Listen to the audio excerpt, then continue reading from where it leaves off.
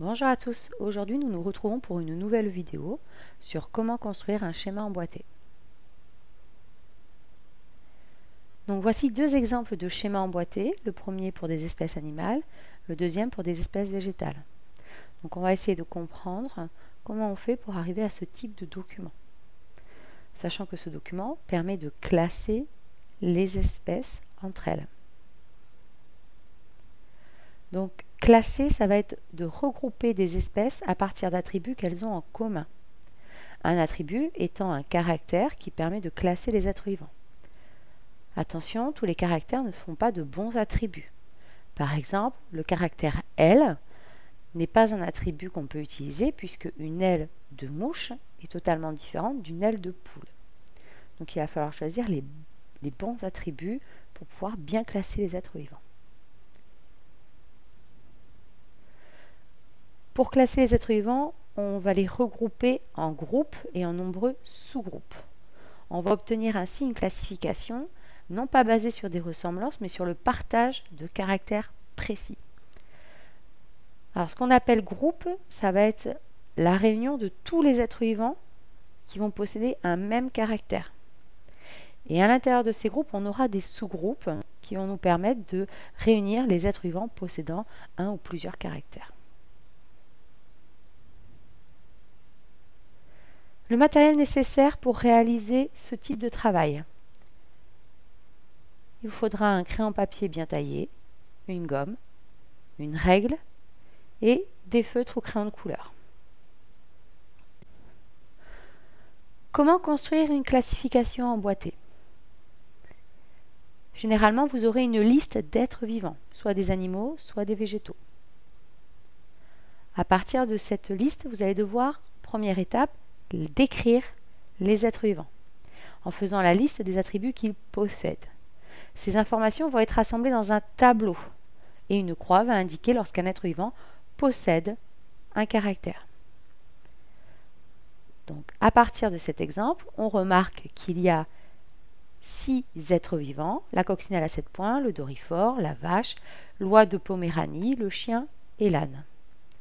Et si on lit les petits textes qui sont sous les différentes photos, on va obtenir une liste des attributs.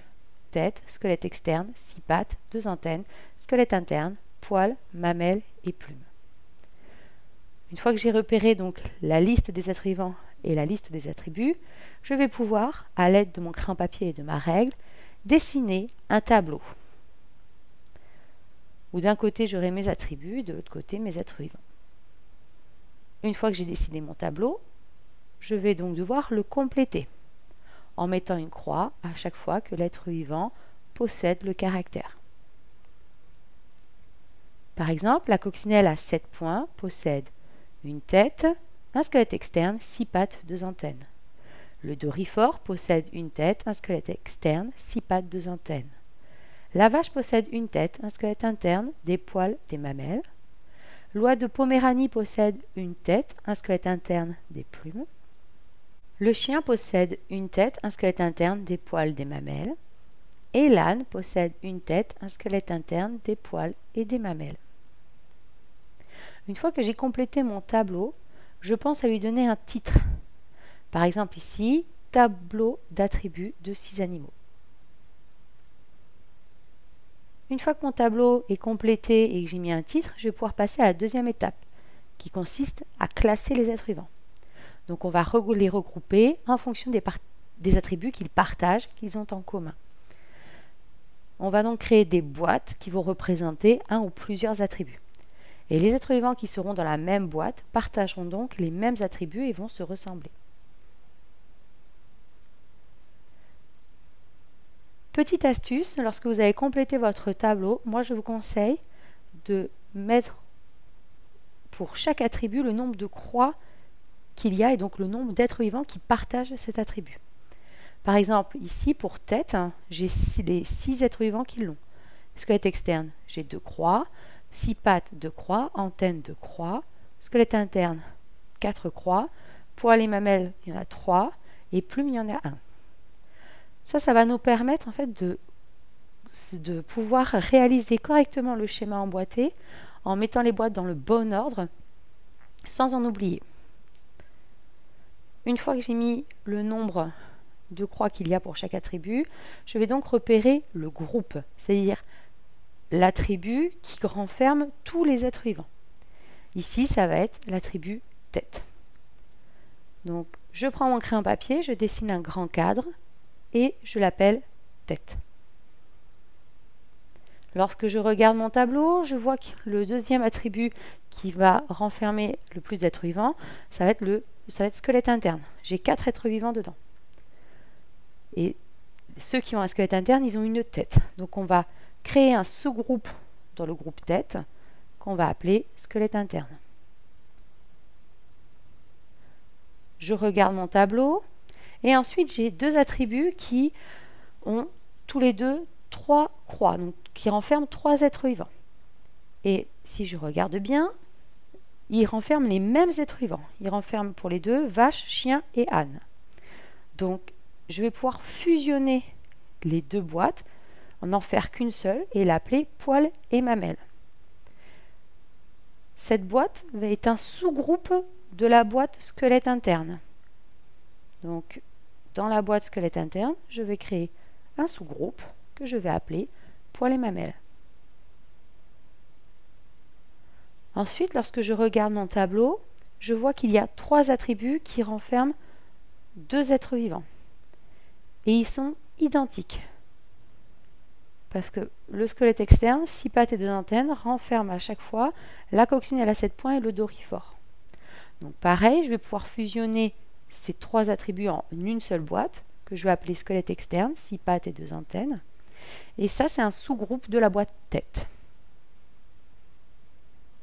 Donc dans la boîte tête, je dessine une deuxième boîte que j'appelle squelette externe, 6 pattes et 2 antennes. Et enfin, il me reste un dernier attribut, l'attribut plume. Je n'ai qu'un seul être vivant.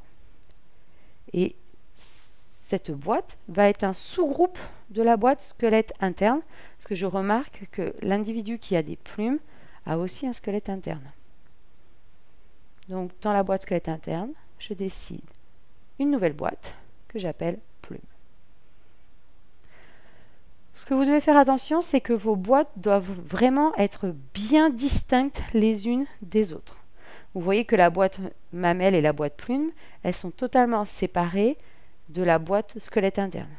Ça va vous permettre de rendre votre travail plus lisible et propre. Une fois que j'ai tracé mes boîtes et que je les ai nommées, je vais devoir placer mes êtres vivants à l'intérieur. Donc, par exemple, la coccinelle à 7 points, elle a une tête, un squelette externe, 6 pattes et 2 antennes, donc elle va dans cette boîte. Le dorifort va dans la même boîte parce qu'ils ont les mêmes attributs. La vache va dans la boîte poil et mamelle, parce que c'est la plus petite boîte dans laquelle elle se retrouve. L'oiseau Poméranie se retrouve dans la boîte plume. Le chien dans la boîte poil et mamelle aussi, comme la vache. Et l'âne également dans cette boîte. L'objectif là, c'est d'écrire qu'une seule fois le nom de l'individu. Et il va falloir le mettre dans le plus petit sous-groupe dans lequel il se trouve. Une fois que j'ai indiqué le nom des êtres vivants dans les boîtes dans lesquelles ils se retrouvent, je vais pouvoir prendre mes feutres ou mes crayons de couleur et repasser le contour des boîtes. Je vous conseille de ne faire que le contour et de ne pas colorier, afin de ne pas surcharger votre production et que ce soit plus lisible, plus propre. Pareil, le contour des boîtes, on le fait avec la règle pour que ça soit bien propre. Et une fois que j'ai fait ça, il ne me reste plus qu'à donner un titre. Donc par exemple ici, schéma emboîté de 6 animaux. J'espère que la vidéo a été claire, que maintenant vous savez faire un schéma emboîté. Si toutefois vous avez des questions, n'hésitez pas à venir me voir au prochain cours. À bientôt!